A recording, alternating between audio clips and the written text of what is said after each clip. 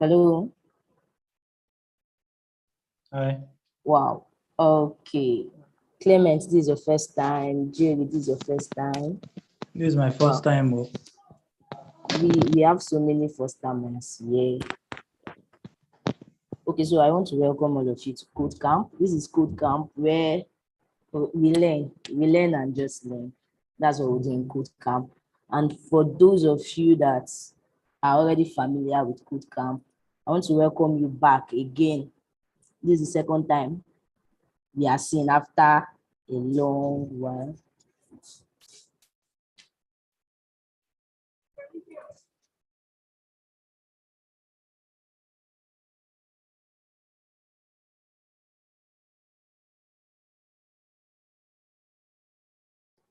Okay, welcome guys. My name is Buma Aginemi. Let me officially introduce myself. I'm about to share my screen now. So once you're able to see my screen, just let me know. Okay, so can we see my screen? Yes. Okay. Yes. All right, so Yes, you can see your screen. I know we are all, okay, most of you already know the meaning of UI, UX and the rest of them.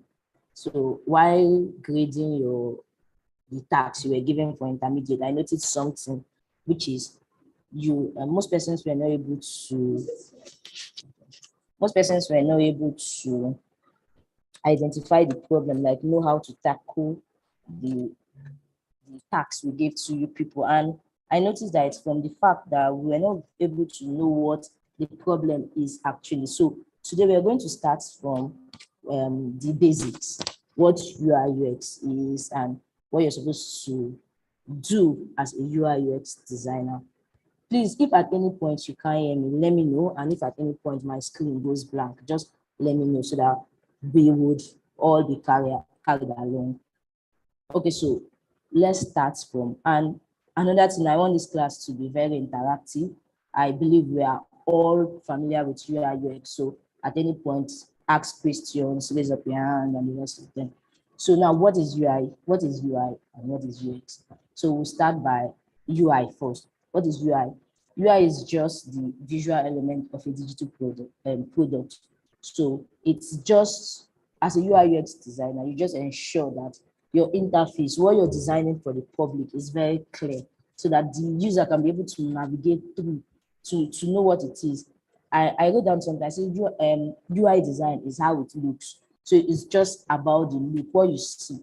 I was doing something recently and I saw something from someone, and why the person was saying that as UI is just the look of a human. Let's relate it to our contemporary boyfriend and girlfriend situation, where UI is a guy or UI is a girl. You define their looks, our shape, everything you can think about. Then the UX is the character of the person. So if your UX is bad, obviously people cannot use your UI. Your UI can be fine.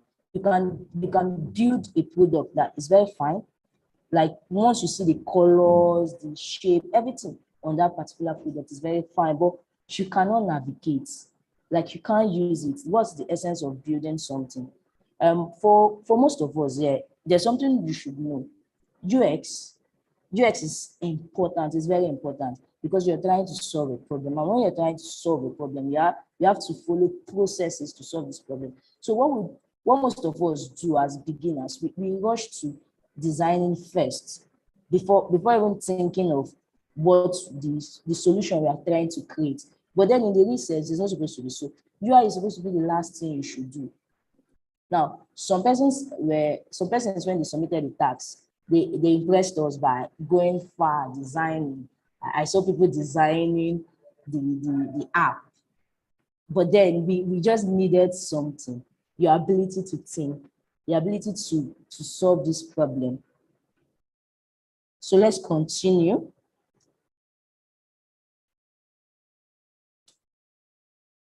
Okay, so now what is UX design? I've been talking about it. UX is just how it works. It's the experience your user they get when interacting with your product, the emotions, the feeling of satisfaction or frustration. Now, there's an app. Okay, let's use Jumia as a case study.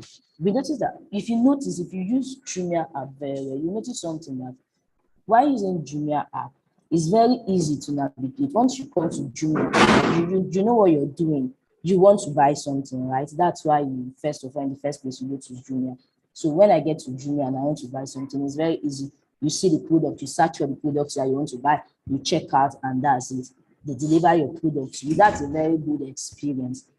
I can use Jumia over and over again because it's very easy. I know my way. I don't need someone to teach me. So as a UX designer, you need to ensure that the app you're designing or the solution you're coming up with is something that your users can be able to navigate through it fastly without even thinking about you. So before I continue, is there any question? Any questions so far? Any contribution before I continue? Please, one person unmute and say something so it doesn't look like I'm talking alone without people following. No, ma. No. No, for now, no question. Okay, thank you very much. So let's continue. So now I'll be talking about what is a good experience. Now, what are the things you have to see in an app or a solution that would classify it as a good experience? The number one is it should be useful. Now, when you're trying to know if your solution is useful, there's some questions you need to ask yourself. Does this service solve the problem for the users? One of the main reasons why we have UI UX designers to solve problems, which is useful. Now, for me, there are different ways to solve a problem. Let me give you, for instance, let's say you have a client and this client is lazy. Let's use laziness as an instance. This client is lazy and he doesn't like the fact that he comes back from work or he or she comes back from work and I will still have to do house chores. Now, that is my own problem. I don't want to do house chores when I come back from work. I don't want to wash my clothes. I don't want to do all this. Now, as a UI UX designer, what you're supposed to do is to think of ways that you can solve this problem. Now, what are the ways can you solve this problem? If I'm to ask, number one is I can solve this problem by using a washman. That means I can get a washman. Now, this is an alternative that I can solve this problem based on my pocket. I can use a washman or I can get a washing machine. Now, I've gotten ways to solve the problem. Now, what do you do? These are ways to solve the problem. But another thing you need to consider is, are there several people that have this same problem and what they want to do? I recently learned something that when trying to solve a problem, one of the things we do most times, we give out questions in form of surveys to users, and we tell them yes or no. And do you like using, would you like to use an app that will allow you book for laundry guys? You've already given them the opportunity to tell you yes or no. Sometimes leave the question open. Questions like, do you have issues washing your clothes? Yes, they give you yes. Now, if you are to use an app that would enable you to book for laundry guys, I'll come to your house and pick your clothes, what will you suggest? At that point, you've given them opportunity to air their views. You've given them opportunity to think of the way they want to solve it themselves as a user. So the next thing we need to know is, okay, I've talked about usable, I've talked about useful. Now, usable, can these users figure it out themselves? If I am not there to explain to the user, okay, this is how you log in, this is how you log out, can they look at your app and they are able to navigate? If no, that means you've not given them a good experience. You need to go back. Now, the third one is it desirable? Is the outcome something that these users want? Now, like I used the washing of clothes as example. Do they want an app that they can book for laundry guys, or they just want to buy washing machine and keep in their house? So you need to find out all this when you want to give a user a good experience. Now, the next one is findable. Can these users find the service in order to use it? So before I continue, this is Peter's experience honeycomb. Can they find it? Can they find your service in order to use it, or is something that is hidden? Another one is it accessible? Have you thought of how our users in the design, including those with different physical, cognitive, or other ability, use it? Have you thought about it? Can someone that is blind use your service? Can someone that is deaf use your service? Can someone that likes stress use your service? Can someone that does not like stress use your service? Can hardworking people use your service? Can lazy people use your service? You need to compare all these to know the different types of people, if it's accessible to all of them. Now, the next one I'll be talking about is credible. Now, let's use, for instance, Kuda app. Most of these online banking apps, the reason why you would want to use them is because you trust them. If you don't trust them, there's no way you want to use their service. First, you're giving them the opportunity to see your funds. Now, the only reason a user can come, it's because it's credible. That app is credible. So the last one I'll be talking about here is valuable. Does this service deliver value to the user? Does it improve their life? Okay, so I'm still using the laziness part as instance. Now you are thinking of bringing an app that I can be able to book laundry guys. Now, is it valuable to me? What will make me use it instead of just buying a washing machine in my house? Now, if I want to get a washing machine, I would still have to do a job. I would still have to do something. So you have to build the app in the way where your users will see it as something that is valuable to them before they can use it. Okay, so over to the next one. We're talking about the design thinking process. Now, what's design thinking process? Design thinking process for me is just problem solving strategy. It is a way we try to understand our users. We know their challenges in order to find out different ways to solve their problem. I said it before, there are different ways to solve a problem depending on your class, your finance, and the rest of it. But then our goal as we are UX designers is to solve problems that everybody, that it can meet the needs of your major clients, your major users. Now we have target audience. You're trying to solve this problem for your target audience. Can your research or can what you're bringing to the table solve the problem? Now, trying to refresh your memory, we have 6 phases of solving a problem. Like it's a process. Like I said, the design thinking, it's a process. So we have the empathize, we have the define, ideate, prototype, tests, and we also have the implementation phase. Now, what is the empathizing phase? Okay, at this point, I need one person to just unmute your mic. Just one person, unmute, talk. Let's make it interactive. So for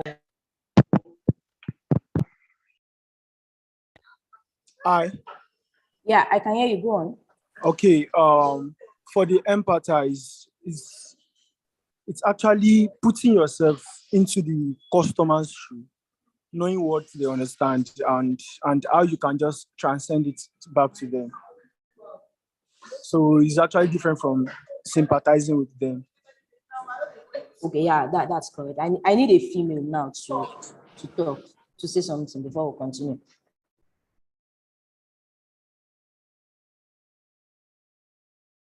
Hello, one female, or should I call your name?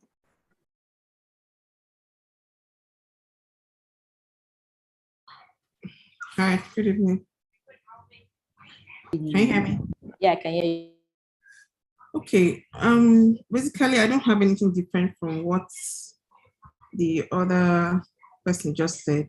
But empathy has to just do with putting yourself in your user's shoes, designing from the user's perspective.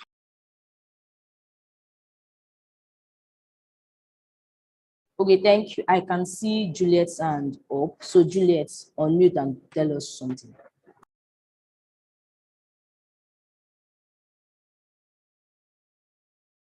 Hello, Juliet. You can unmute and say something.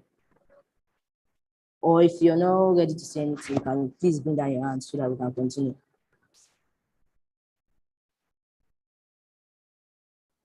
Okay, so let's continue. Now, what the both of them said, they are very correct. Now, what is the empathizing phase? This is phase where you conduct your research. So to conduct your research to actually gain better understanding of your users, what they say, what they think, what they do, and what they feel. At this point, you are trying to put yourself, like you're trying to get into them to get them to say things. Now, during this phase, you would have to speak with different users. You don't just need to limit yourself to a particular user. So you have to speak to different people, observe them. Most times, carrying out research, you don't need to send Google Forms. You don't need to do survey. Sometimes interview. And on the long run, sometimes you just need to observe your users. Now, how do you observe your users? I guess you interact with people every day. Now, one thing you would learn as a UI UX designer is the fact that you learn how to talk. If you don't like talking, for some reason, you learn how to talk, you learn how to interact with people. You have to discomfort yourself to make sure that you get what your users want. Observing them, you can just decide to go to a particular neighborhood. Okay, I remember a time where I wanted to join all this social impact club, and one of the questions I was asked is, if I'm asked to leave my location and go to another location just to get data of people and know how they are faring, will I do it? Yes. I told them yes. And then it did not dawn on me that I was going to be a UI UX designer where I need to interact with new users. But at this point, if I'm trying to solve a problem for people in the north, I would have to go to the north. Like, yes, I would have to go to the north to interact with people, stay around there, observe how they do things, and how you can now bring your solution, how you can now target your solution. You have to know what inspires them. You also have to know what discourages them, where they suffer their frustration most. Let me be sincere, where I suffer my frustration most is when I get to the house and there is no light. There's no light and there is heat. That's like my frustration as a UI designer. If you notice that NEPA is having issues, like they don't have, like, think of a solution. Inverter is a solution, generator is a solution, but then you have to think of your users. Do they want generator? Do they want inverter? Or they want something different that you can, another solution that you can create? You need to know them, get better understanding of what they want, what they feel. Now, this whole empathizing space is just to collect enough data so that you can fully know what they want, so that you can fully sympathize with them. Know that, oh, this is their pain points. This is where it's paining them. So we can now think of how to solve the problem from there. So the next thing we'll be talking about here is define. Now, at this phase, what you do is you combine all your findings together. Like, you've seen the areas where they are having issues. You've seen everything. Now you need to combine it together. You will now start to identify the potential ways to solve this problem as you pinpoint their needs. Now, I've been using different illustrations. So should I continue with the laundry? Yeah. Someone that the pain point is how to wash his or her clothes. Now, you've known that we have several people that have that problem. Now, you now have to think of a way at this point, after getting all your findings from them, you've gotten your user story. This one is telling you, I'm a 30-something years old woman, and my problem is coming back to the house after a long day, and I have dirty clothes piled up. What do I do? Now, you now use this data you've acquired in the empathizing phase to now define your steps. You now organize your findings. Then at this point, you establish similarities between them and think of their existing experience. For sure, for every solution, we have another solution that is similar. But then what makes yours different is the step, the approach you use in solving it. Are there existing experiences? Yes. If you have a laundryman close to your house, you've actually solved your problem a bit. But then what if that is not my own solution as a user? I don't want it. I want a situation where you come to my house, knock on my door. That is how lazy I am. I want you to just come, knock on my door, open the door, and I give you my clothes, you take it out, bring it back. I don't want to even make up. Like, I don't want to even call the laundry guy or another way I can solve it is to get a maid. Now, if I get a maid, I will start paying for the maid's feeding and every other thing. So I don't want it like that. I want a situation where I use my phone as I'm online. I don't buy credit. I use my data that I bought. Book you come to my door, pick it up, go and wash, come back, return it like that. So are there people that want similar experience? Yes. So from there, you would be able to know your target market, your target audience. Then, like I've already said that, are there larger number of users that will need it? It will now determine whether or not you will now start determining whether or not you've been able to meet this user's needs by trying to analyze your data you've gotten so far. So the next phase is the ideating phase. Now, at this point, this is when you now create a list of wide imaginative ideas that identifies the need of the users. At this point, you now talk to people. As a UI UX designer, you have a team, you have a product manager. Okay, let's say for instance, not everybody is opportune to work in a team, but at this point, you have the person, the client that is employing you, or the client that wants your service, that wants to build this app. You now have you have to now talk to them, give them the freedom. At this point, anything that enters your head, put it out. There's no idea that is bad. Put it out on paper. Keep it there. Let people share their ideas. You can from this point, for you to make this this solution very deep and something that people will use. At this point, you can talk to different people again. Okay, recently I was trying to do something for some set of people, and the solution they are trying to solve, the problem they are trying to solve, sorry, is house rent, like house issue. So how did I get to know about it? They were just talking about it. After they've done their research, the team of UI UX designers, they've done their research. Hello. Hello. Yeah, she hold on.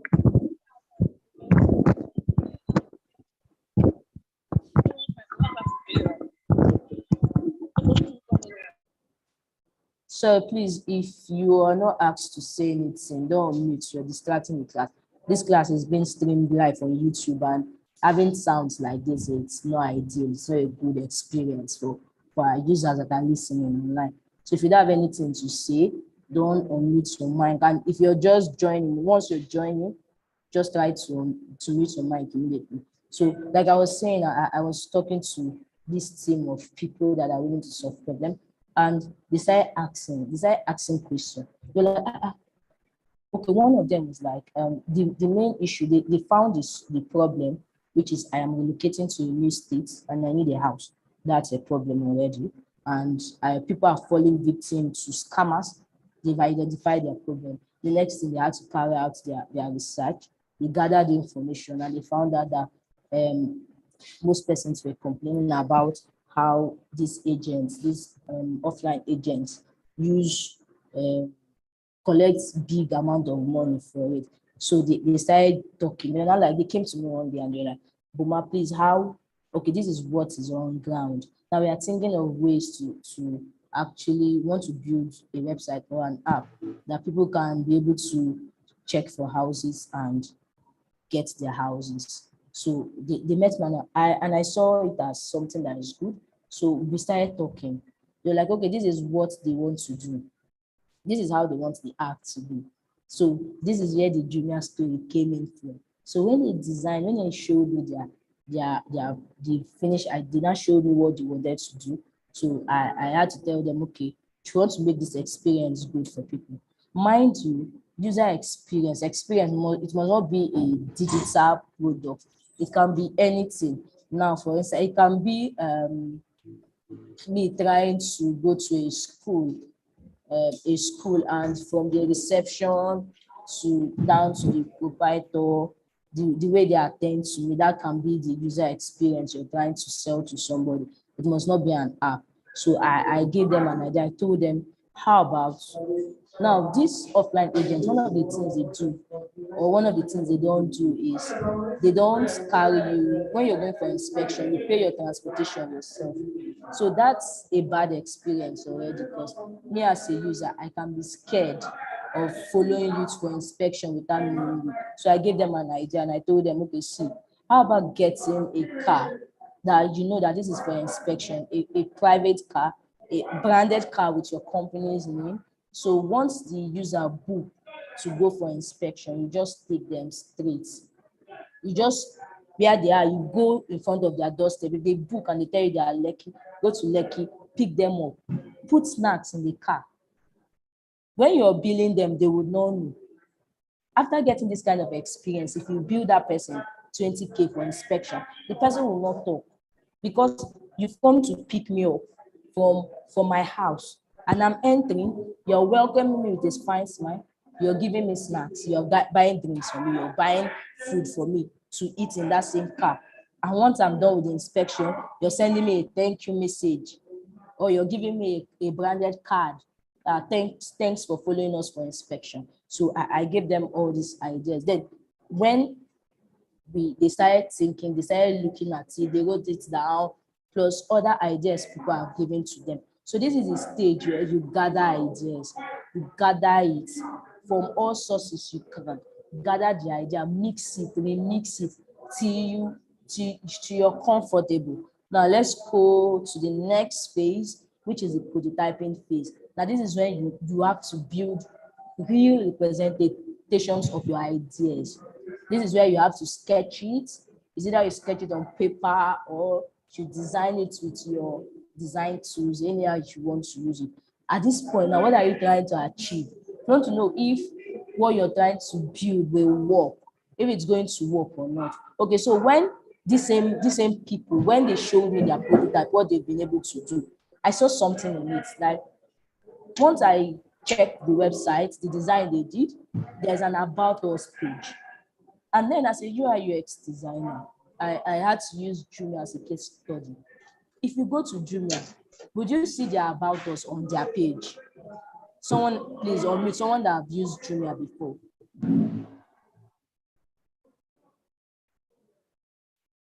Hello? No. I didn't exactly get that. What was the question again? If you're using Jumia, like you want to use Jumia website, once you enter, do you see their about us page? Like our normal website, when you go, you now see the first thing, we have a very good, okay, yeah. We have one pattern. Once you go to the nav bar, the nav top, where you have the home, about us, it's not like we are limited, home, about us, contact us, what we do, all those kind of things. Then the next page you see is the hero section of this design. Now, once you get to the hero section, that's when the company design, they want to sell themselves. The next thing you now see is about us. So I had to look at it, and the about us is the first. You're trying to, I want to rent a house. I don't have any business reading your about us. They have about us on their system, but you will not see it on your face. Except I'm carrying out a research. The truth is, if you're not carrying out a research, there is nothing that would want you to go and read about a company. It should be there, yeah, like on the footer tab, you can just put it about us. So let it be something that I want to do. Don't put it on my face, or don't put it to my face. What I want to do is rent the house. So allow me see the houses on your system. Flood my full screen with the houses. When I see fine houses, I would scroll down to see more houses. Don't immediately show me your about us. So when I had to tell them this, they had to go back. Now, the thing is, your users, they don't want stress. We are in the digital age. Unlike before, where people would want plenty stress. Now, they just want to perform their tasks. They just want to solve their problem and move on with their life. That's just what they want to do. Solve the problem, move on with their life. So at this point, you cannot change what you've already done, your prototype. You can change it based on feedback from people. Then you prototype again. check if the idea you're trying to solve, your idea is feasible. Test it.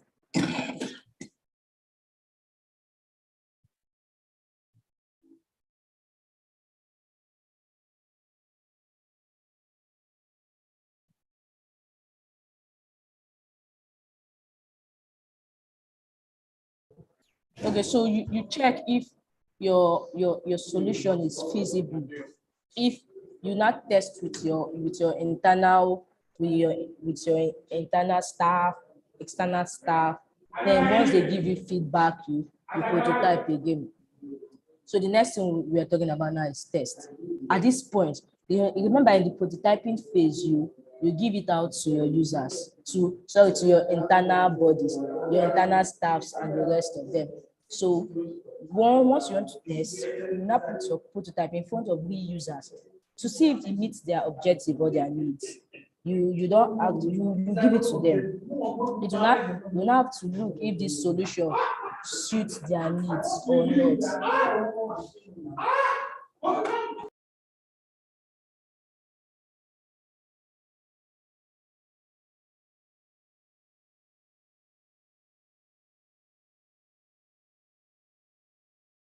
You have to test it.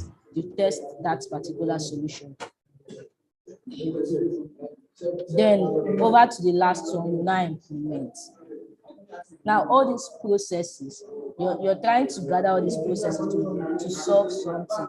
You now have to implement. You make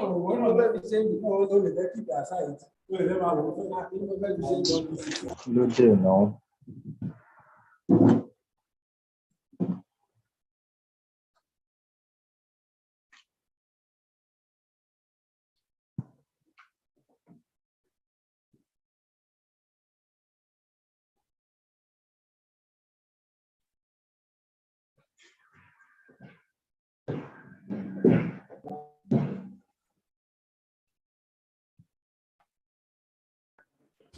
okay, so sorry guys. So Can't you get so like I was what? saying, you do not make your vision a reality. This is the point where you ensure that this what you've solved, the problem you've solved becomes a reality. That's an impact in the lives of your customers. Now, there's something I would want to note here. It's your UX first before your UI. Learn UX. Learn how to solve the problem before you think of to now start designing and the rest of them. So this is the point. This is the end of my slide. But now we'll go over to the tasks you were given, because I noticed that most people they did not really understand the problem, the task very well. So they had to just do different things. So at this point, we are going to run through the tasks that I gave to you people. So this is a point where everybody is going to talk. Everybody, like, how many? We have more time. Okay, so like 10% are going to talk on this call.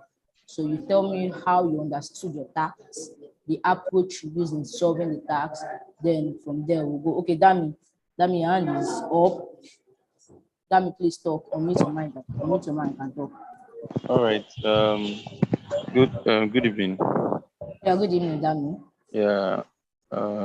Actually, when I saw it, I actually went through Jumia. Because according to the tax, was like they wanted to create a Jumia shop, and where people were able to sellers would be able to the product listing, talk about product listing, talk about those of other things. Okay, when I understood it, was that it's an app, and it has to first do with the sellers, and for the sellers to actually put their product on that app, that means they have to be a registered member, like they should have their details there. So one thing I did was that try to create a place where is for the existing sellers and for the new sellers. So different parts for them. If you are new, you have to register your details and to create it in order to create a profile. But if you are an existing seller, you just have to go straight directly to your profile where you'll be able to access um, some of your things like the fonts, where you could upload your wares, what you're selling, and where you could, yes. So that was how I did mine. That was the user. Okay, so what is going to happen is I will hear how everybody, how, okay, not everybody actually, we will use the number of persons we can. Then I would have to give you my own solution and tell you how you should approach it in case of next time. Okay, so Innocent, please unmute. Good evening, everyone. Good evening. Good evening, Innocent, please. Can you hear me? Yes, I can hear you very well. Okay.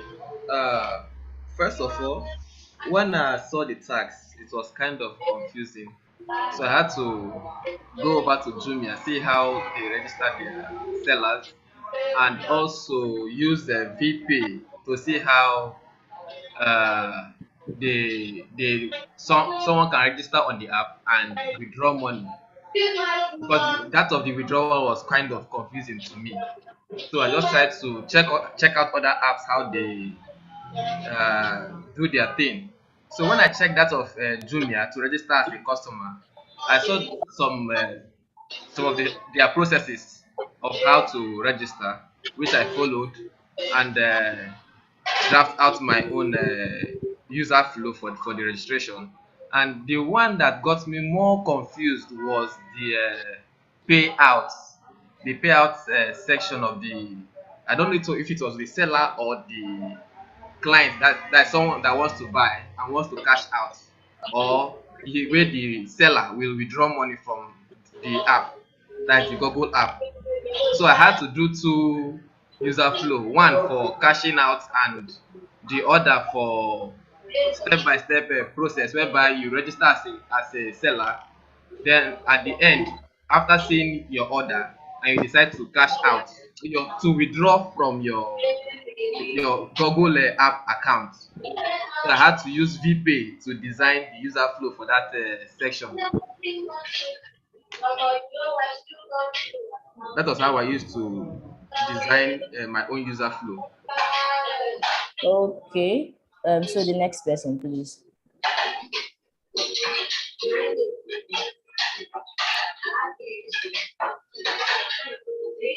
Damn, please unmute. It's not me. It's not me. Okay.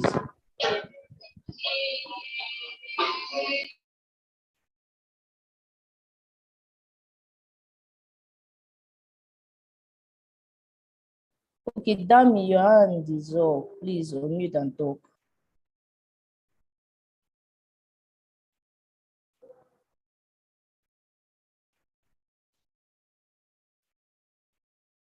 Is it me? I think you.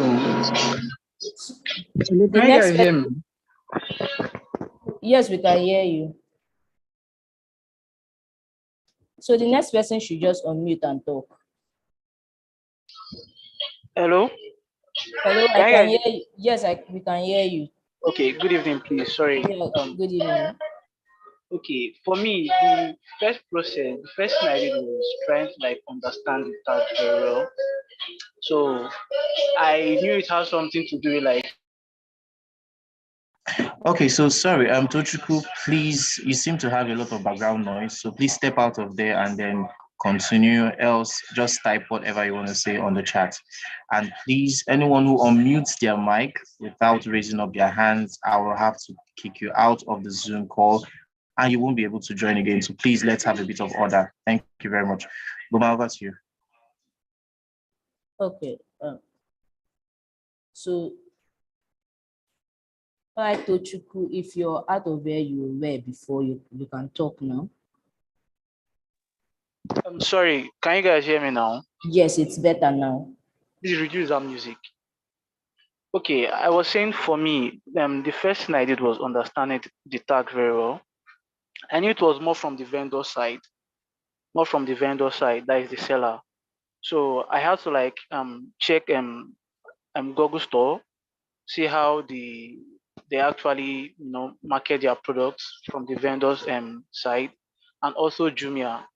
So where I had issue was the seller receiving payment. So I checked Jumia and I had to like register as a seller. So I saw that okay, not just Jumia, I also checked sites like eBay. So I noticed that for someone coming as a business person, um um you have to impute, there are some details you have to impute, mostly when it comes to like checkout payment methods. So that was one way I approached the problem, and I think I was able to like map out my user flow. I think that was it. Sorry for the noise, guys. Okay, thank you, Sani. Ayodeji Sani. You're next. Please unmute and talk. All right. Good afternoon. About my task.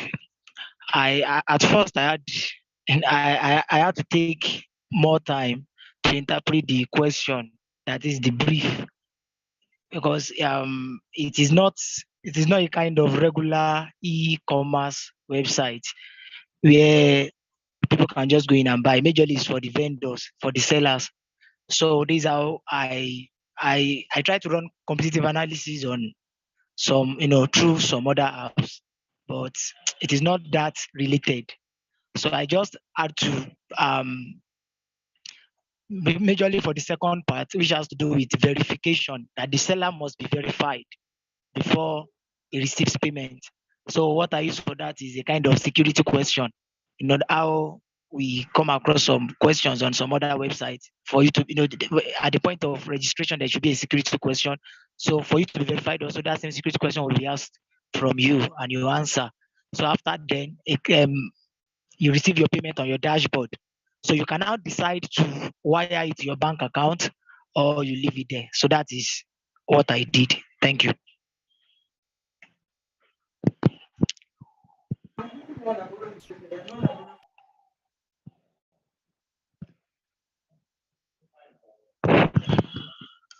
I'm through. I'm done.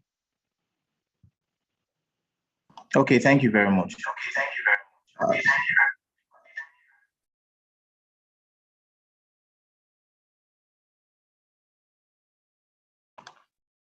Okay, so Favor, do you have something to say? Yes. Yeah, I'll talk about the tax too. Okay, at first, it was looking a bit like strange because normally what they ask us to design, like normal e-commerce, to be like for those that want to buy, like dealing with sellers, like creating pages for sellers or creating an app or something for sellers. So I had to go to I checked Facebook Marketplace. I used Jumia too. Then I checked one website too. I think Xweed or something. I cannot really remember the name. So I went through how sellers operate. So that was what I went through. Then asked questions from some people that do put their things online for sale like that. That was how I came up with my user. Okay, so the next person. Please, once 10 persons are finished talking, we'll have to continue. So who is Hello. user? You can go ahead, user. Hi, good evening. My name is Eunice. I'm sorry, I haven't inputted my details. So I would want to talk about the task we were given. So for me, what the challenge I faced was the payments part. I initially didn't understand the question because I was thinking it was to make payments and not receive payments until I got brainstorming with Favor that just answered the question now. So that was when I had to, that was when I knew what I was meant to do. So I had to go online in search of receiving payment platforms from other online from other online markets. So that was how I was able to like get the answers to my question. So that was it for me. Thank you. Okay, so 2 more persons and we are done. Just unmute and talk. Hello. Yes, but your background is noisy. Yes, but your background is noisy. Please step out a bit.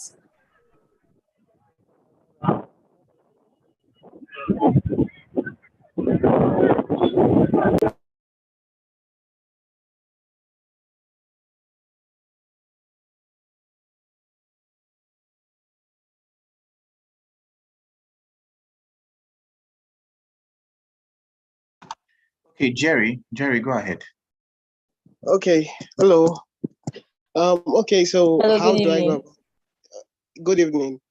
Good evening, everyone. So the task was first confusing. I was like, how will I do this thing? Bye.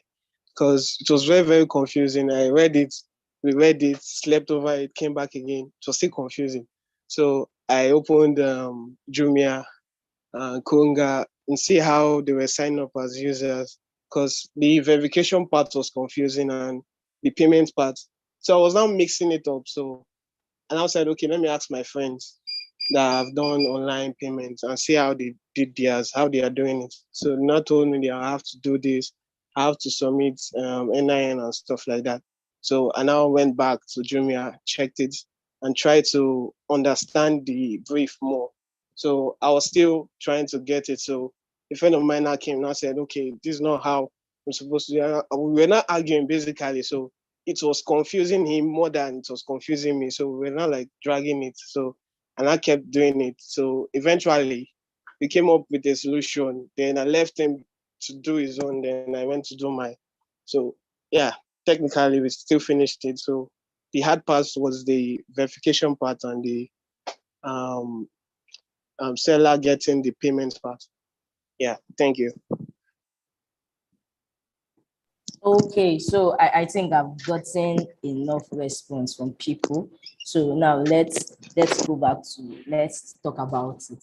So from the tax, the brief is Google is trying to add a marketplace to their platform, and they want you to come with a solution of how, as a seller, you can list your products. Then they would also have to verify you as a product as a seller. And the next thing, how do you withdraw your money? Now, this is from all I've taught today. I guess you can now comfortably know how to tackle it. The first thing you need to do is to look for people that sell. They might not be, okay, Jumia sellers or any e-commerce platform sellers.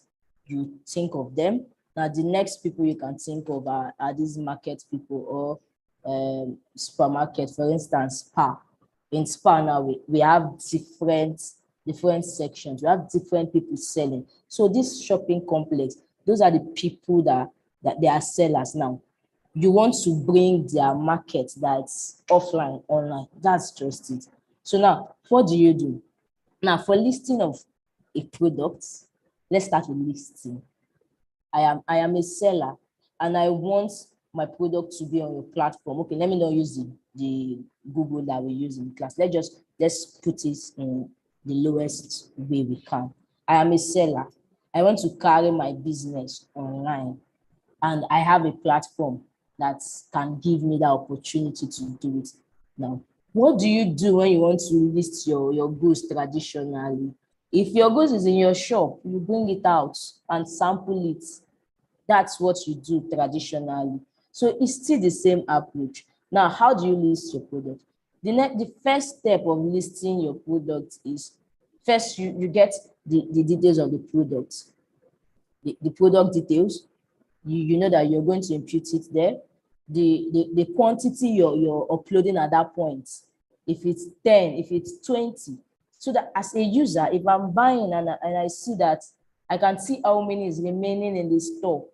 So I know when it is finished and when we still have like 10. For instance, I want to buy 20 sweets. and all I have in my store is 19. I should see it there as a user. So you have to tell us the quantity you want to upload online, the product pictures. Now I'm already giving you the flow, how it's supposed to be. They give you the part where you list your item, the product features, what it entails. Now the next button you should see is upload. That's just what was required.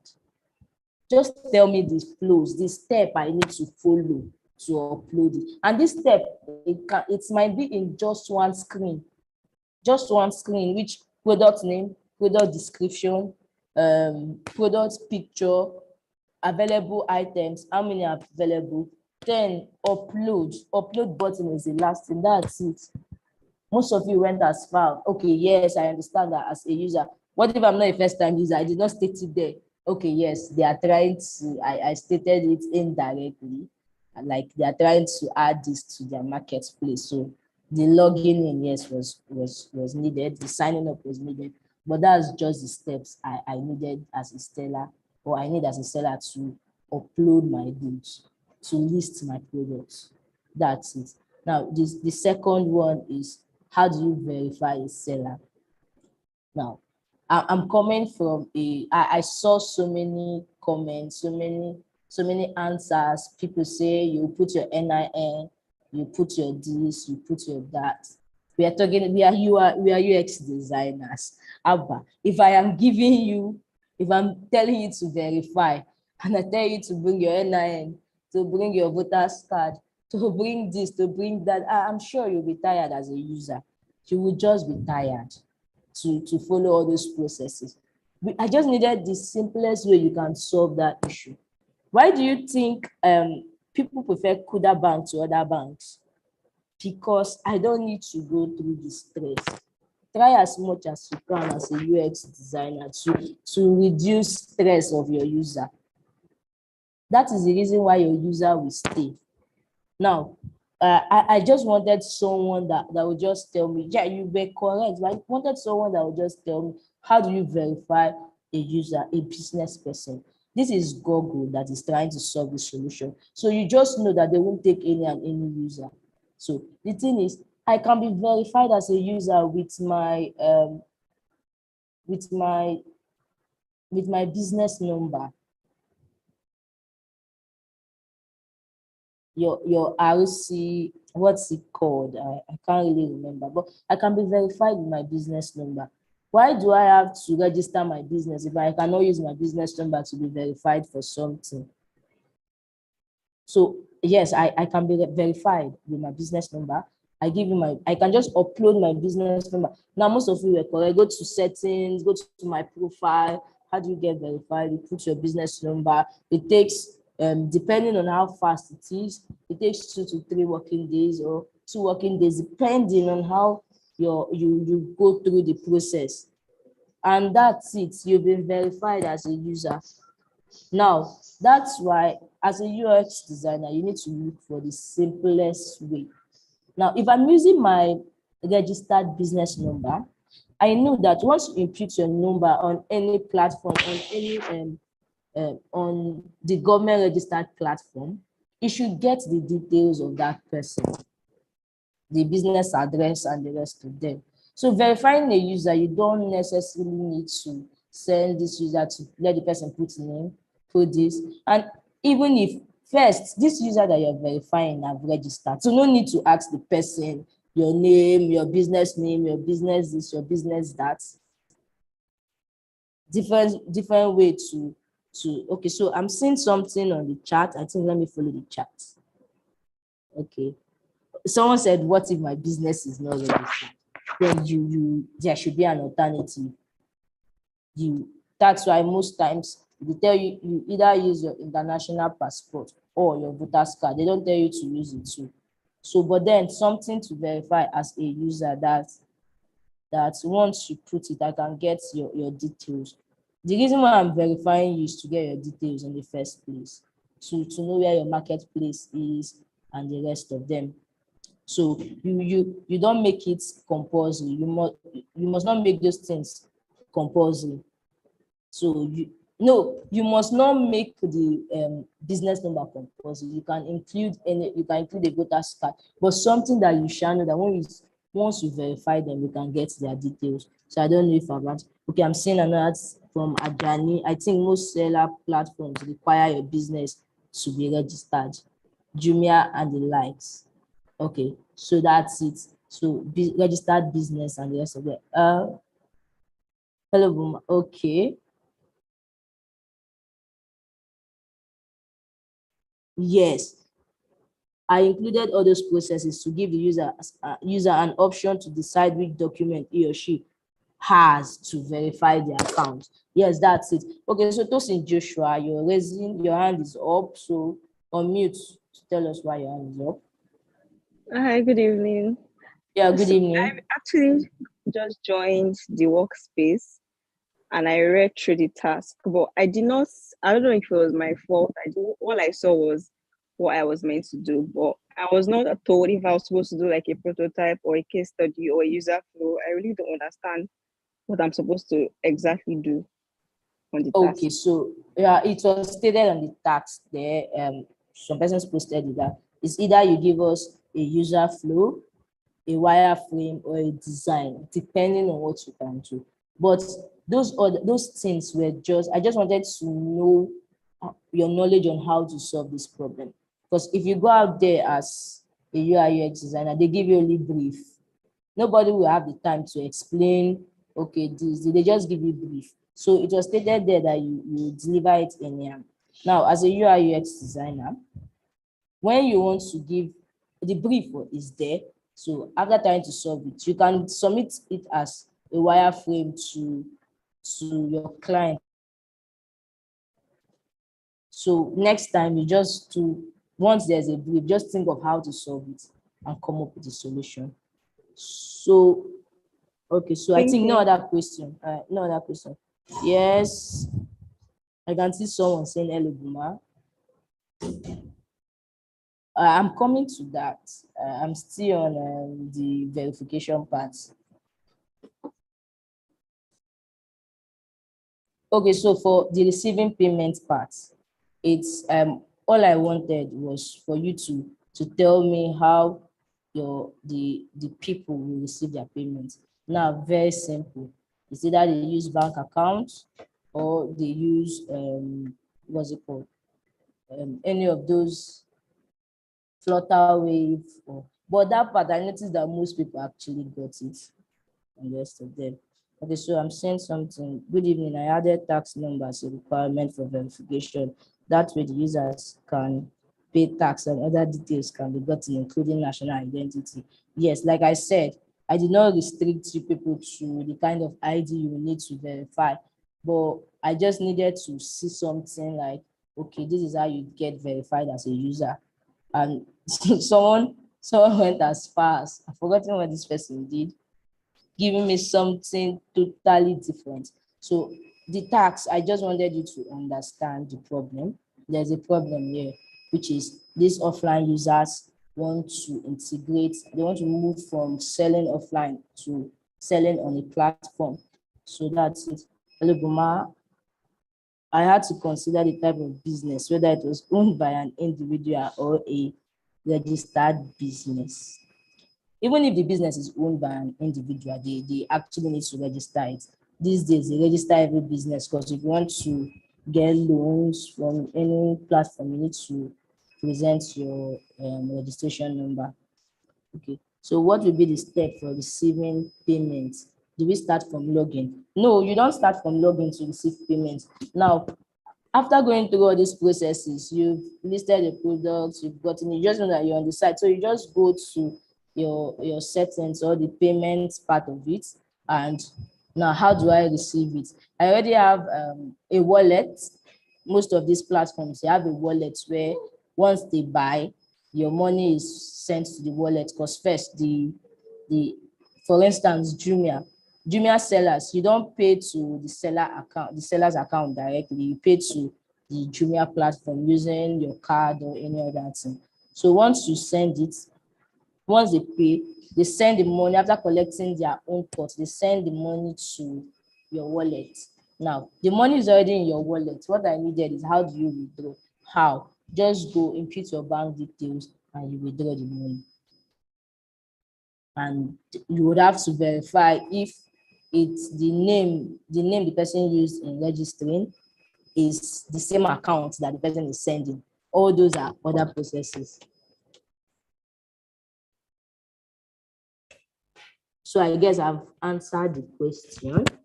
You now understand the tax very well. So any other question? Unmute and talk. So someone should say something.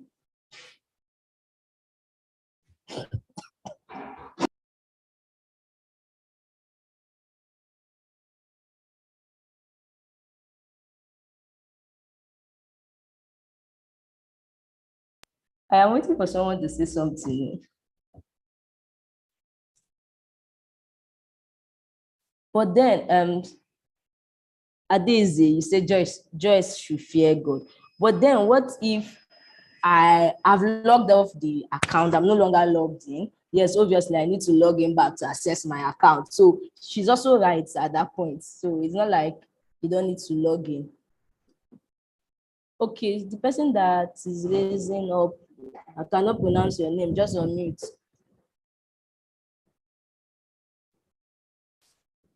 Please unmute, or your hand is up, or you keep, yeah, I can hear you. Hello, So good please, what's evening. the name, Yes. so that next time I'll be able to pronounce it. The name Is is what? Bolan Akinola. Bolan Akinola. Okay, I'll prefer to Yes. go with Akinola. Okay. I wanted to ask, my question is in relation with the receiving payment. Okay. Because that was the part that actually got me much confused, because all I could think about was making payments, but it was about receiving payments. But from your explanation now, it was as if you explained more about how the seller was going to be withdrawing the money to themselves. Because at the end of the day, what I was able to come up with was like a transaction page that shows what the seller has sold for, let's say, a particular week, and how much is in the seller's account. That's what I could come up with. But from your explanation now, it's showing that all we needed to do was to show how the seller was going to be withdrawing money. So I was thinking that maybe it would have been better if the brief had said something like withdrawing money, or instead of that receiving payment. I think that was a bit confusing to us.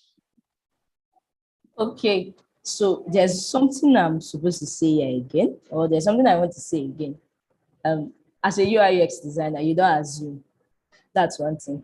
So in the beginners class, for those that were in the beginners class, I know very well that it was emphasized that we should carry out research.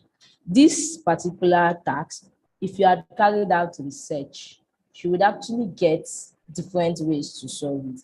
Now,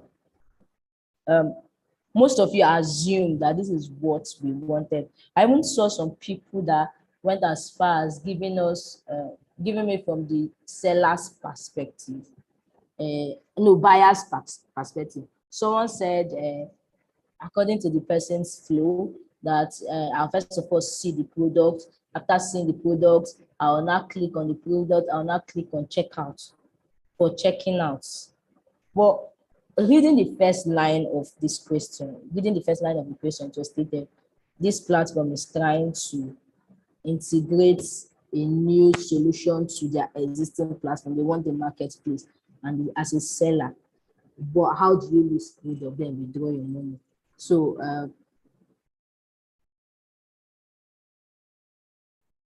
okay, so that's how we're supposed to do it. I'm sorry, Ike, are you on this call? Yes, I'm here. Okay, there's a question here, and you'll be the right person to answer. The person say, can we make correction and submit again to boost our chances of being selected? Okay, I think what I would want to, yes, well, yes, you can. And it's going to just actually a very short window for that. What I want to actually ask is based on resubmission. Now, what you actually, the tool you made use of, if it's Figma, I think you can actually just update it if I'm not wrong. So you don't have to You don't have to resubmit. Just update what you have done. Okay, I will still go through. So I actually wanted to say this at the end, but let me just say this now. So everyone who actually is on the intermediate, of course, you have to qualify to actually be in that channel. So, but we went through the submissions, and if we decide to just go by what we have graded, a lot of persons will not make the intermediate. So we are trying to be a bit lenient. So you have, I think, about 2 days to go through, and I think some corrections have now been made. So that's actually fine. So go through it and then revisit your work. Okay, so you don't have to resubmit, just update, especially those who did stuff on Figma. Okay, just update, don't resubmit, please. Okay, we do not want double submissions. Okay, so I hope that answers your question. Okay, yes, it's. Please, can you talk about the listing of products again? I guess you're just joining. So I would not want to talk about it again. I want someone from the class to talk about it because I've passed that stage. So, okay, Favor, unmute and talk. Explain to your colleague. No, I just want to say, like, I raised my hand before. Oh, okay, so what do you want to say? Say it and answer your colleague's question. You've been on the call. Okay, I wanted to say that I was on the intermediate channel before, and all of a sudden I'm not seeing the channel again. You're not seeing the channel again. Okay, And that's sorry, Favor, did you send a message on the announcement channel? Let me see. So good. All of you, please, you guys should learn to check the announcement channel. Learn it, like let it be a part of that. Maybe tickets, put a reminder every 3 minutes. Reminder, check announcement channel on Slack. Check announcement channel on Slack. It's very important. Some of the questions you guys are asking, some of the issues you're having, it's because you are not following up with the announcement channel. You're not following up with the instructions that have been given. So check the announcement channel. It has an answer to that question you're looking for. Okay, Boma, go ahead. okay. So we don't have any other questions. So let's continue. So now Sorry, I think I would like to answer a question. Say, please, if we feel like we did a good job, can we leave it the way it is, and how do we? Well, if you feel you did a good job, I believe Boma has actually talked a bit about the task and giving you guys a lot of hints. So if you feel you did a good job, well, why not? You're free, David. Trust yourself. Okay, but before the end of today, those who actually have qualified, because there are those who have actually qualified already. So those persons will be added to the intermediate channel. So from now till let's say 11:30 p.m. If you do not see yourself on the intermediate channel, it means that you're part of those who we are actually saying, hey, go and revisit your work. So do the needful. Please, I have 77 persons on this call who is hearing what I am saying. So it means that if someone else is asking the question regarding this, I want to believe that you all on this call can actually answer the person. So if you do not see yourself in the channel by 11:30 p.m. today, know that you are among those who should revisit their work. Or if you see yourself on the channel, then it means that your work was good to go. So I think I've also answered the question. So Adiola Adibati, you're asking what of those that use another tool? What tool? That's one of the questions I would want to ask. So it depends. What tool? If you can answer that question quickly. Whimsical. Okay, so doesn't Whimsical support? Okay, sorry. Okay, let me answer from here. Yeah. The thing is, we gave people opportunity to use any tool, using Whimsical, using Google Docs, using Figma, using Miro. We just wanted to see your solution, how you can come up with it. So the tool you use doesn't matter. Nobody will come and ask you, what design tool did you use? Nobody will ask you actually. Yeah, so that's fine. But tools like if you use Google Docs, you can just update it.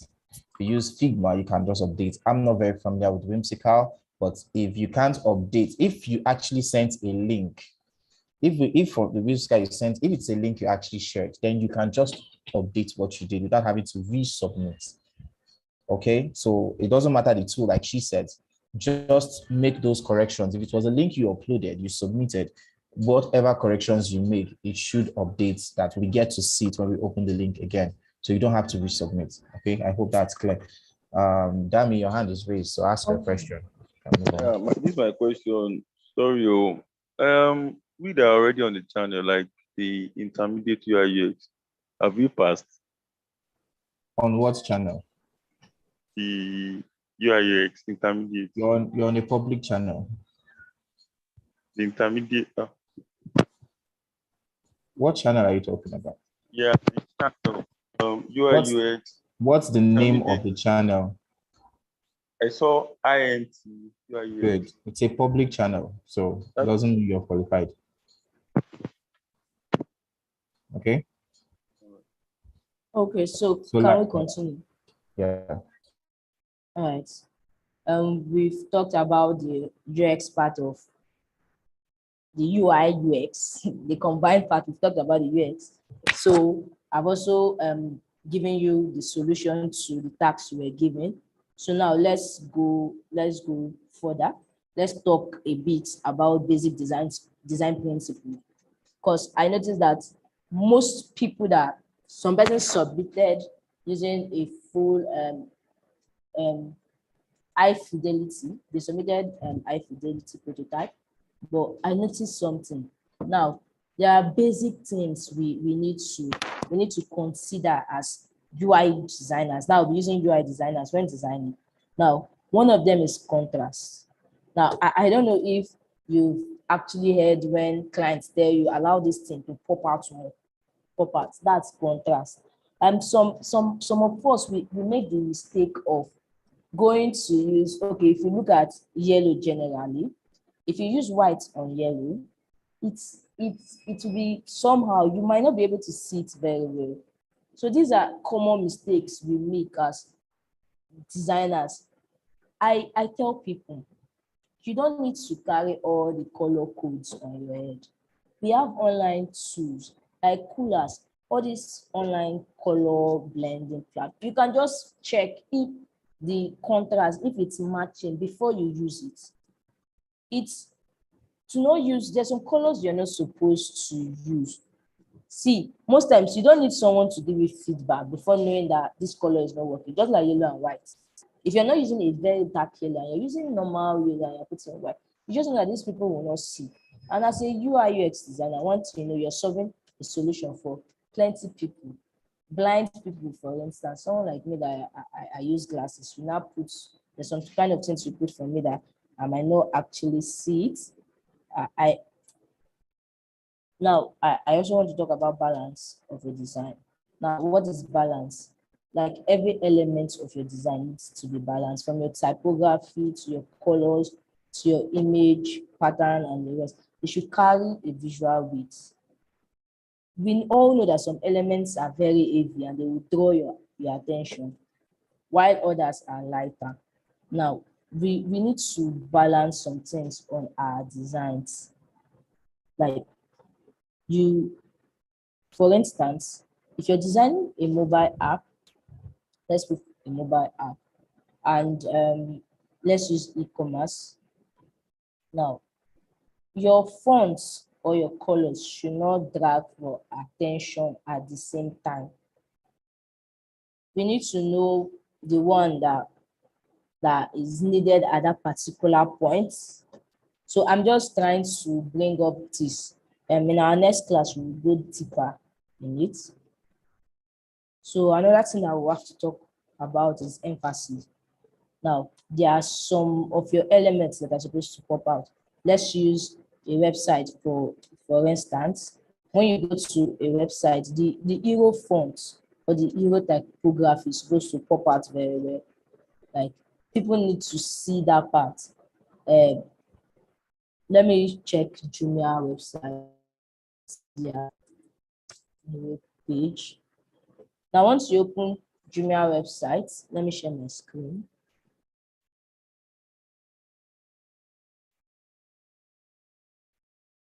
Can you see my screen?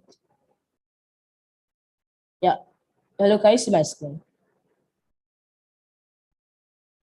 Yes, we can. Yes. Okay. So now look at Jumia website. Their website is not static, like it's not at every interval, they change it depending on what they have.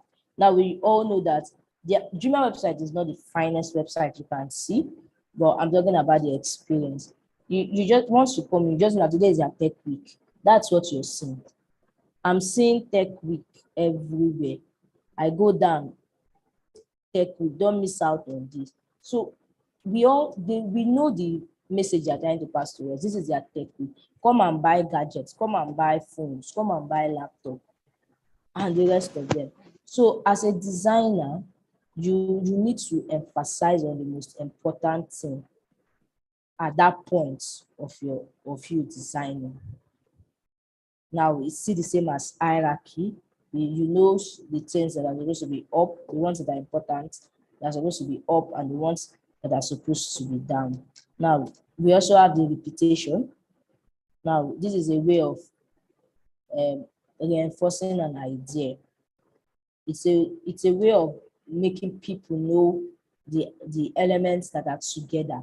Now, if you go to our website, yes, our normal website, we all know that on the nav bar, you can see that where you see this home, about us, contact us, you just know that those elements are identical because it's repeated in the same way. You know that they are related. So when we are designing, we have to know things that are related and keep them together. Are we together? Yes. Hello. Yes. Now, another thing that most times you don't do is white space. Allow your design to breathe. Give them space. Do not jam pack everything to one particular place and it's not looking like a marketplace. You don't know which one.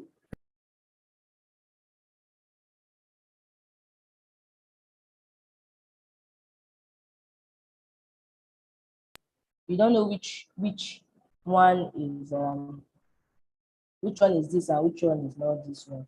So at give your space, allow your designs to breathe. I'm just trying to come up with this one because I'm going to give a task that we're all supposed to do. So that in the next class, it's like something we all have to read. So that in the next class, we come and we talk about it first. Now, there's something that I would like to also let you know. This is the intermediate class. I know that you are not know this. So what we'll be doing in this particular class is to make sure that when you design, someone cannot easily detect your level. That's the point that I want us to get to. So that, for instance, if I design and if you design and give to me, mere looking at the way you kept your design, white space and the rest, I can tell your level. But there are some persons you cannot tell the level. So this stage is not like we're taking you to become a master. The point where nobody can use your design to know your level. So when you submit design, we will not see that the line, your alignment is not okay. One side is shifted, another side, something like that. So in the next class, we'll all talk about this thing. All right, so I should be rounding off now. I've introduced a few design principles that we need to know. We'll read more about it and the rest of them. Okay, so there's something I also like doing when teaching. So it's not like I'm talking. So I need 5 people to tell me their expectations. You are applying for the intermediate level. I know you all have expectations. So I want to hear your expectations, what you expect from me, what you expect from students, how we are going to merge all together and make you the bad as you are UX designer. Okay, so Dami, your number one, sorry, So before you continue, I need the four other persons to raise up their hand so that I know the 5 people we are talking with.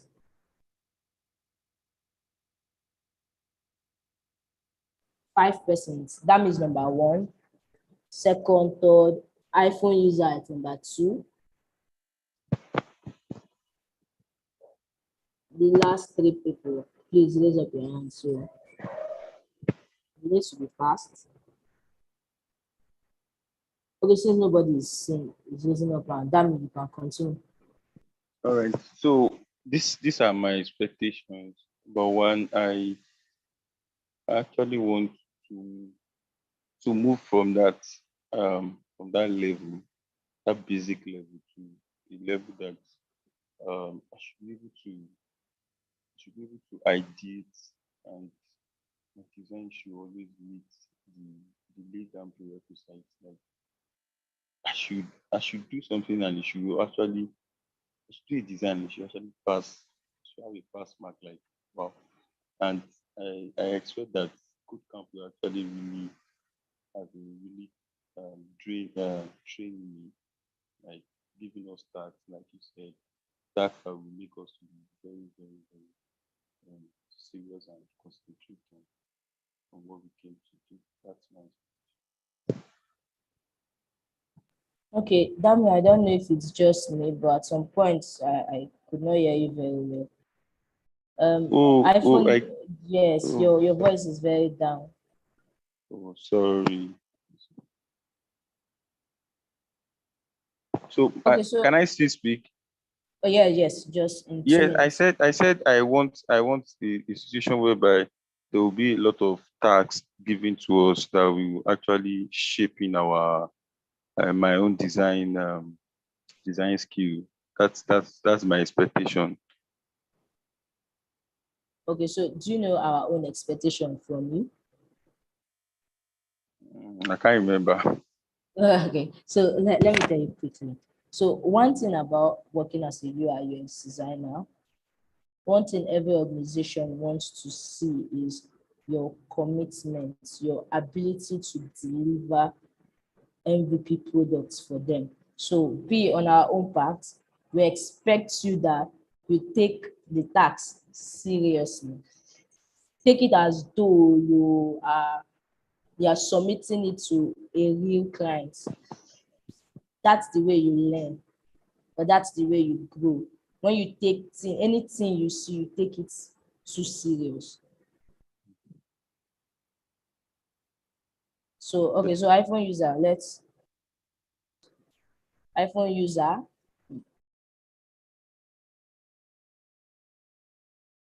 Okay, thank you. Yeah, good afternoon or good evening, everyone. Good evening. Yeah, actually, my expectation is not too far though. From my own end, is to give out all my best, to stand out, and at least to grace up my knowledge, and at the end of it all, get a better offer after it all. Then for the expectation that CodeCamp is actually expecting from us too. Then that's mine, by the way. Yeah, I don't know. I want to digress a little. Earlier, I was actually trying to raise my hand for a particular question. So I don't know if I can ask that now. Yes, go on. Okay, thank you. 2 minutes. When we are please. talking about the tax submission, I don't know. What of some of us that have both the wireframe and the user flow, but at the initial point we submitted the user flow, can we still like take away that and submit the wireframe? Okay, so I can already answer that question. Or if you submitted a link, just update your link. We will still go back to the tax. We'll still look at the tax. Because I know that after this class, most persons will want to go and update it to show that yes, they understood the class. So once you update your link, you get it from our end. That's one sweet thing about using Figma and other collaborative tools. Once you update, we can get it from our end. You don't need to go back to the submit. Okay, no problem. Then can there be a comment on the design too? Okay, no problem. We'll look into that. So thank you. The next person, please.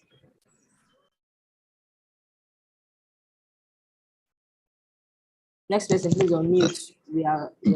Good evening, Mom. Yeah, good Good evening. evening. Okay. Yeah, you can hear me. You mentioned something earlier about we our designs, like not being for people not to be able to spot, like to know our level when we design. That's one of my expectations. I want to grow um so that I want to grow to that extent where people see my design and they don't actually know my level. Actually, they know, but it's not like beginner now.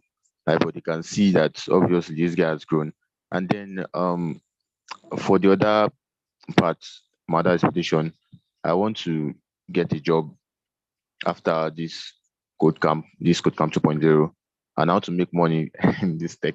Like seriously, that's one of my expectations.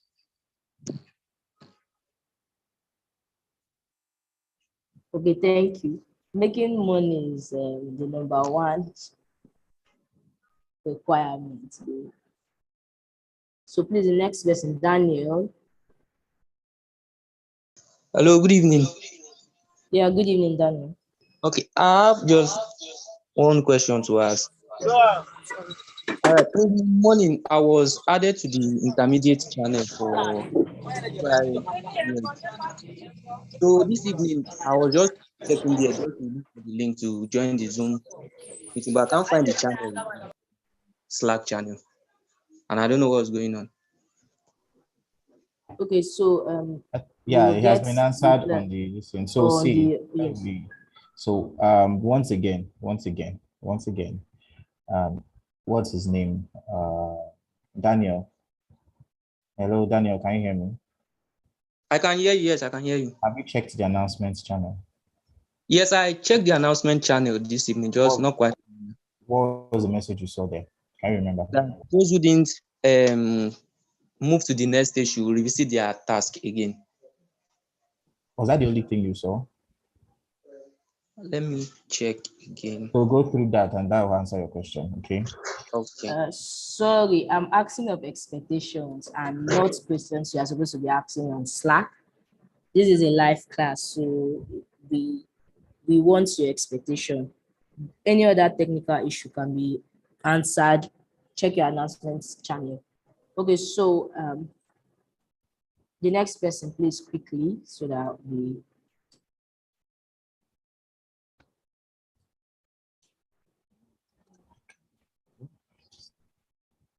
Unmute and talk. We want. Hello. Hello. Please pronounce your name. Rewan.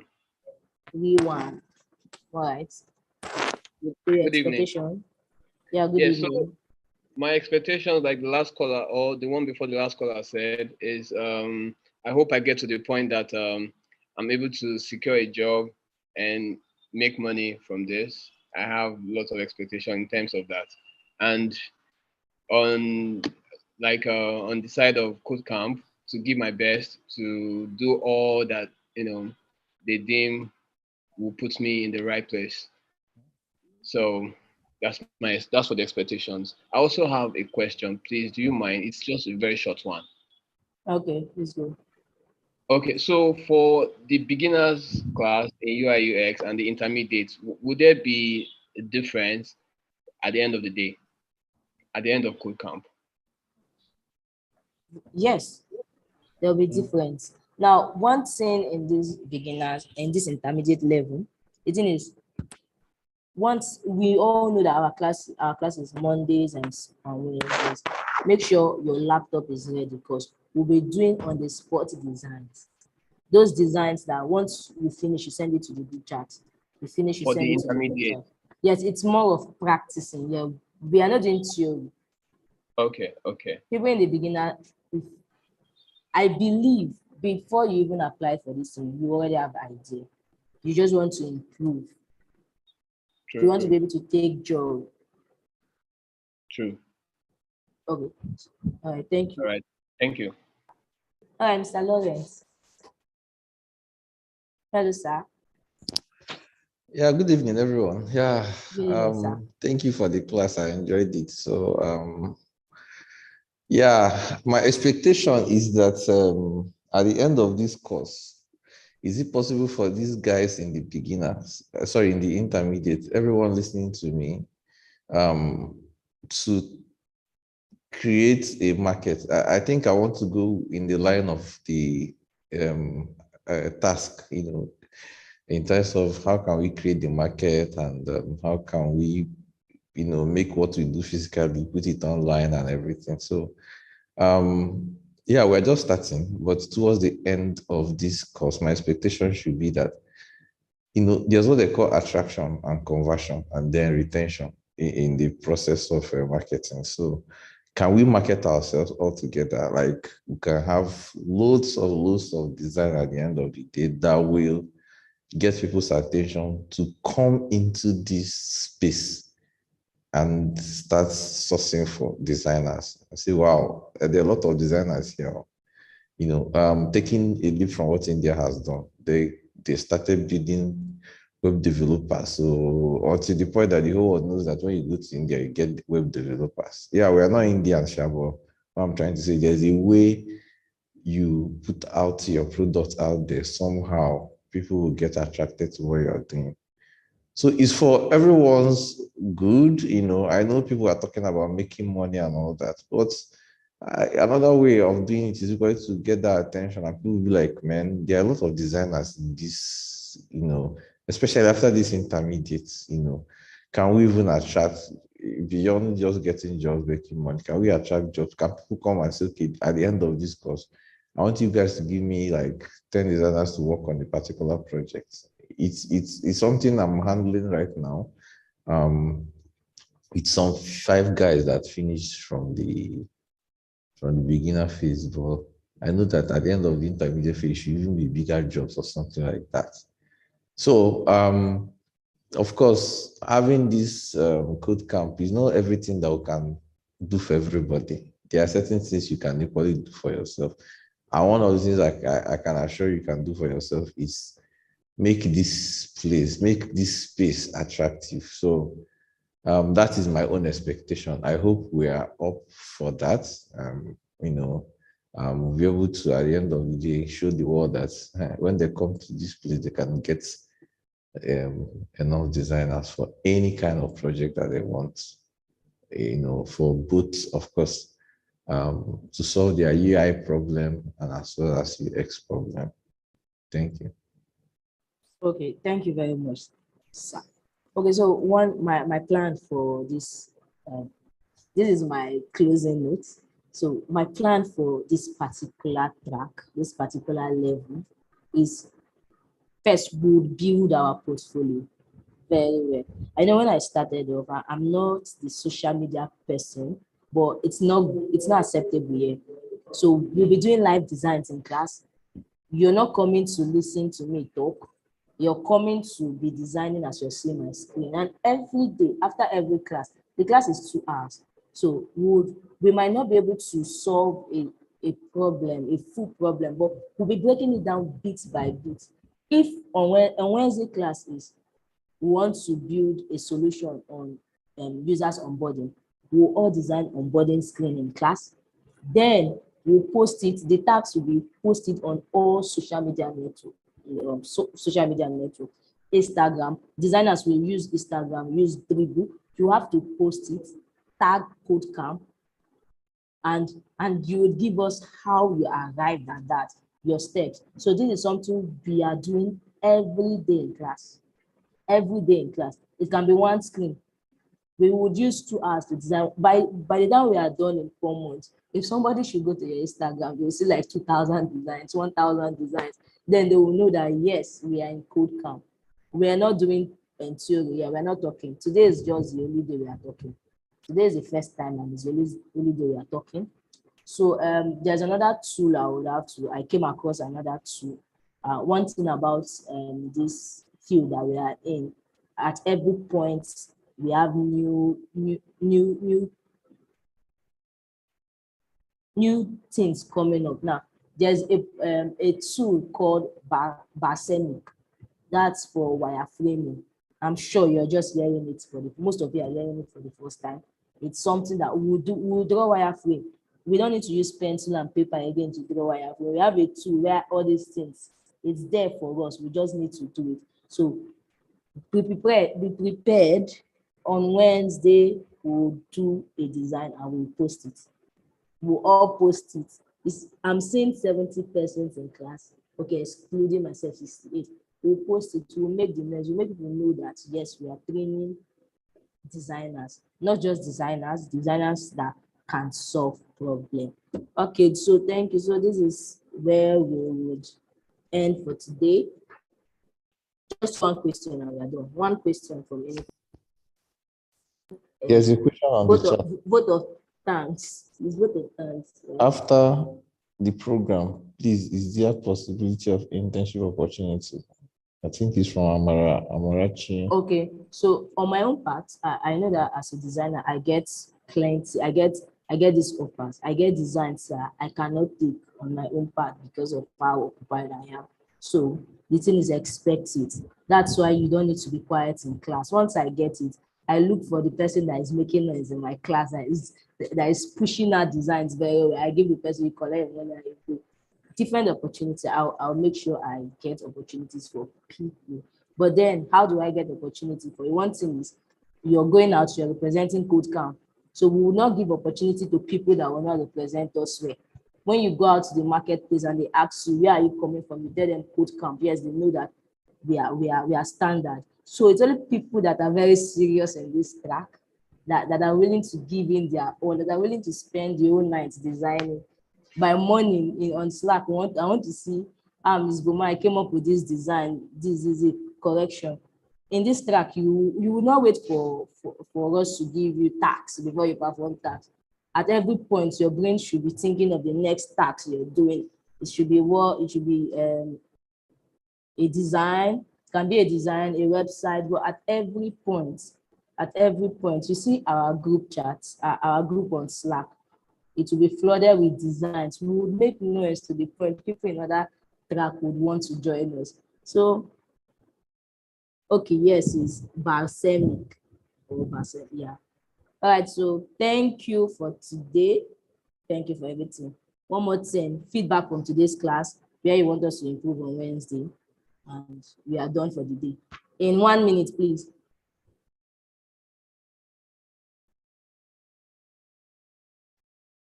If I don't hear someone, okay, please unmute. If I don't hear anyone, I'll just take it like we ended the class for today.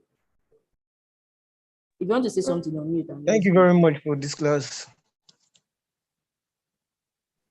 You're welcome. Thank you very much. Okay, so balsamic is sorry, paid Boma. side. Okay, yeah. Sorry, Boma. Somebody dropped it. Yeah, yes. It's a paid platform, but you have 30 days free trial. So the thing is, we won't make money, so we have we can pay for it. I just want to introduce it, so in case you get an international gig and they want you to work with it, you can use it. Yeah, someone has already answered it. It's 30 days free trial, so we'll use the 30 days. We'll learn it in 30 days. All right, thank you for joining. Thank you very much. We are done. IK, anything to say? Thank you very much. Class. Yeah, thank you. Okay.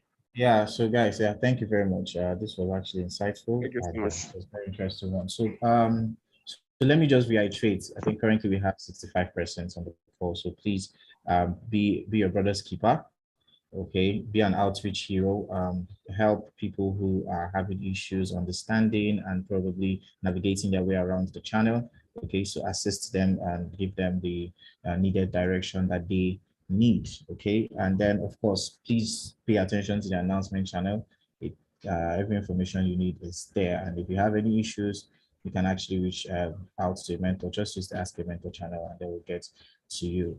So just to reiterate, if you see yourself on the intermediate channel on or before 11:30 p.m., it means you actually did a very good job. But if you don't, then you have about 2 days to actually do justice. Revisit it and then work that out, and we'll see how that goes. Okay, so thank you guys very much and have a wonderful night.